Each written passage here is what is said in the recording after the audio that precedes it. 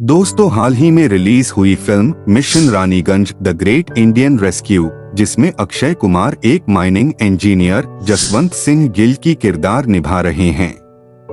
आखिर कौन है ये जसवंत सिंह गिल और साल 1989 में रानीगंज के कोयला खदान में ऐसा किया हुआ था? आइए जानते हैं आज की वीडियो में।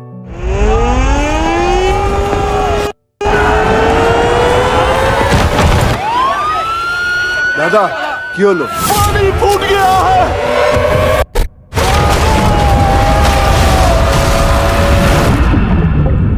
ये कहानी शुरू होती है पश्चिम बंगाल के रानीगंज कोयला खदान महावीर कालेरी से, जहां उस समय पर कोयला को निकलने के लिए अंडरग्राउंड माइनिंग का इस्तेमाल किया जा रहा था। जमीन से या खदान से कोयला निकालने की प्रक्रिया को कोल माइनिंग कहा जाता है।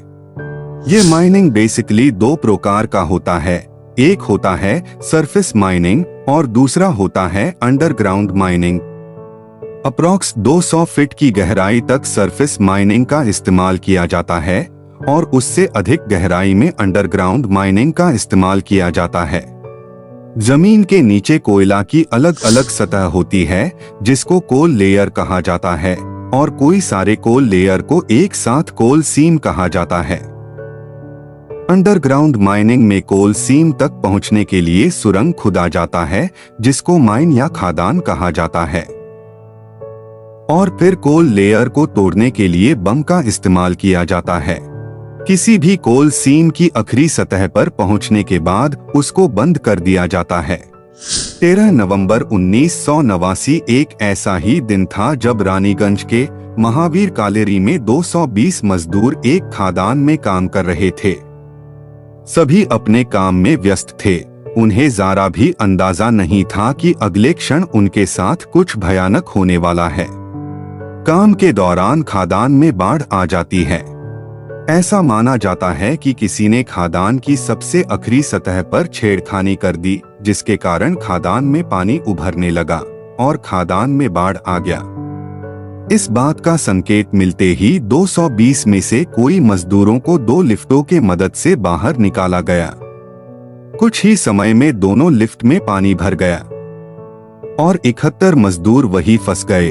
खदान से बाहर निकलने का सभी रास्ते बंद हो चुका था। उतने में कंपनी वालों ने पंप की मदद से पानी को बाहर निकालने का ठान लिया। मैक्सिमम पंप की मदद से 23,000 लीटर पर मिनट की रफ्तार से पानी निकाला जा रहा था, लेकिन खदान में पानी बढ़ती जा रही थी। कैलकुलेशन से पता लगा ये पानी निकालने में लगभग 1.5-2 महीने का समय लगेगा, और उतनी देर तक खदान में सरवाइव करना मजदूरों के लिए अब नामुमकिन बन चुका था। उतने में 6 मजदूरों की डूबकर मौत हो जाती है। अब उन 65 मजदूरों की रेस्क्यू के लिए 2 टीम बनाया गया। एक टीम ने खदान के बराबर सुरंग खुदनी शुरू की, वही दूसरी टीम उस जगह से खदान के अंदर जाने की कोशिश कर रही थी जहां से पानी जा रहा था। लेकिन सारे हथकंडे असफल हो चुके थे। कोई जुगाड़ काम नहीं कर रहा था। अब इन मजदूरों को बचाना अपने आप में एक बहुत बड़ा चैलेंज बन चुका था।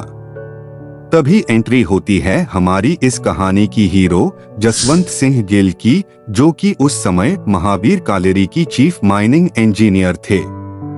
22 नवंबर 1939 को सठियाला पंजाब में जसवंत सिंह गिल का जन्म हुआ था। उन्होंने अपनी स्कूलिंग एक उर्दू स्कूल से की थी। फिर उन्होंने 1959 में खालसा कॉलेज अमृतसर पंजाब से अपनी ग्रेजुएशन कंप्लीट किया। सन 1965 में Indian school of mines Dhanbad Jharkhand से ग्रेजुएशन इन माइनिंग इंजीनियरिंग की डिग्री हासिल किया, जो कि अब IIT झारखंड है। सन 1972 में उन्होंने एक माइनिंग इंजीनियर के तौर पर कोल इंडिया लिमिटेड ज्वाइन किया। कुछ सालों में उनका प्रमोशन देखने को मिला as an sub divisional engineer, और फिर वो कोल इंडिया लिमिटेड में एग्जीक्यूटिव इंजीनियर भी रह चुके थे।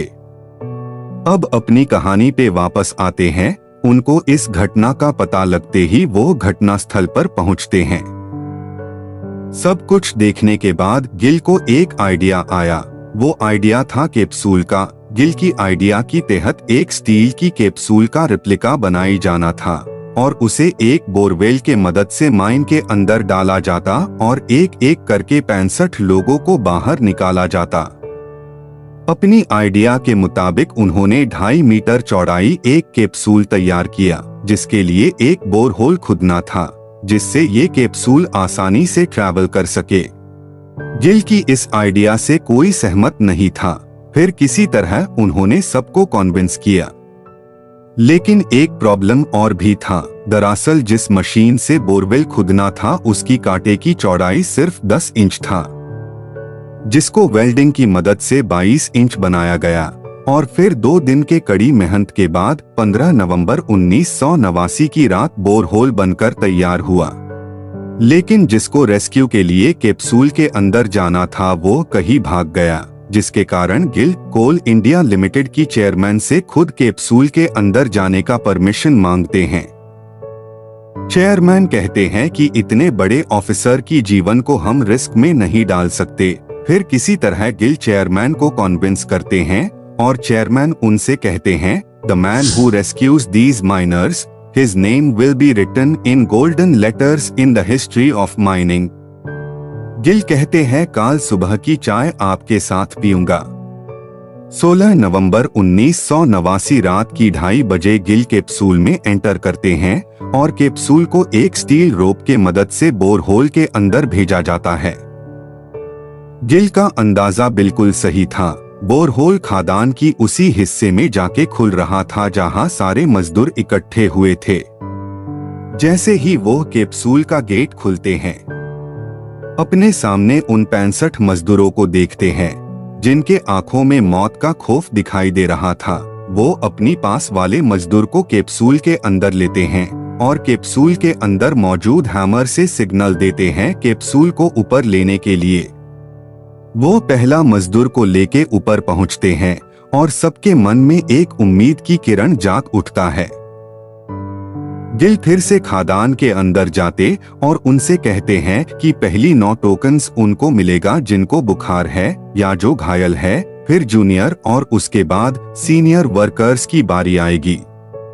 जब गिल छठा मजदूर को लेकर ऊपर पहुंचे तब ये ऑब्जर्व किया कि कैप्सूल को नीचे जाने और ऊपर आने में लगभग 15 मिनट का समय लग रहा है। उसके बाद कैप्सूल में लगे मैनुअल घिरनी को मैकेनिकल घिरनी से बदल दिया गया, जिससे ये समय घटकर 3 मिनट तक आ जाता है। 16 नवंबर की सुबह 8:30 बजे तक गिल उन 65 मजदूरों को सही सलामत खदान से बाहर निकलने में कामयाब रहते हैं और इसी के साथ ये रेस्क्यू मिशन एक ऐतिहासिक रेस्क्यू मिशन बन जाती है और आज दुनिया भर में इस कैप्सूल का इस्तेमाल किया जाता है।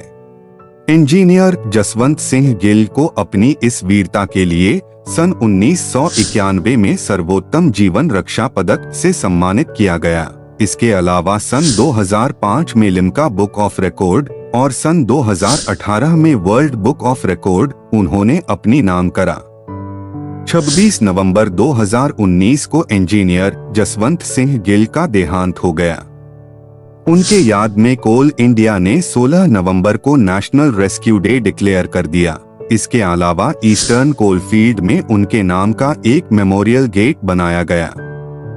तो ये था दोस्तों मिशन रानीगंज की रियल स्टोरी। अगर आपको वीडियो इंफॉर्मेटिव लगा हो तो वीडियो को लाइक और चैनल को सब्सक्राइब करना ना भूले।